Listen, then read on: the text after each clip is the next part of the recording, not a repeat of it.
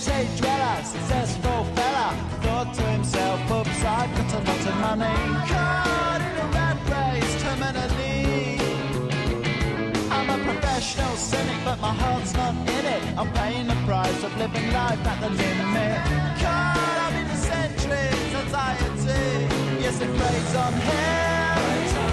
Blur have just announced that they will play a show at the MEN Arena in Manchester in June. With 7 studio albums, Blur have had a string of top 10 singles, including #1 hits with Country House and Beetlebum.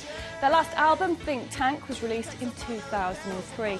Tickets for the Manchester show on June the 26th will go on sale at 9 a.m. on Friday. Now, if you're out in the city centre, do take time out to look up at the CIS building, as the Co-op have installed a piece of projected art onto it. Here's Terry Hudson to explain more.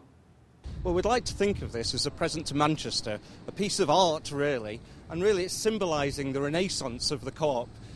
Really, Manchester's got such a history of culture that we thought it was appropriate to bring something to liven the city up at this time of economic doom, really. And the dandelion for us symbolises cooperation and cooperative membership.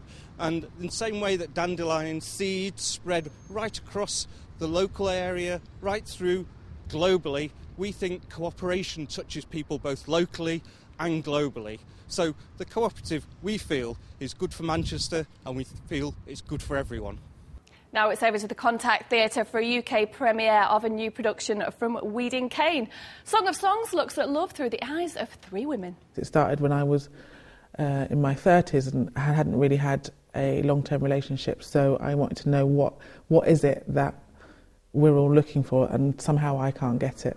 And I did a sort of series of arty experiments where I went on blind date. I call it experiments. I also wanted a boyfriend, but I did blind dates and stuff like that. So this show, in terms of explaining it, is kind of a continuation of that, of people having a conversation. So it's a big conversation with the audience as well as the individual people in the show, their real life, their real life and love stories. So that's kind of the show. Everybody's interested in love.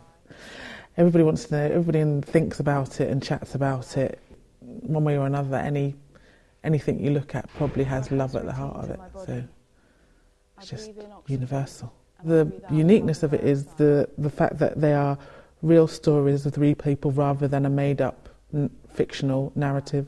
Also that we have actors and non-actors, and we have a circus aerialist. So within it there's a woman called Vicky Amadime who will be doing some circus, which is part of the show. So there's lots of people that the audience participation. Song of Songs begins tomorrow and is on until February the 21st. And here are a few more ideas for you tomorrow. The outrageous new musical Hot Flush is on at the Opera House. It's all about the ultimate girls' night out, but you'll have to watch it, boys, if you want to find out exactly what that is.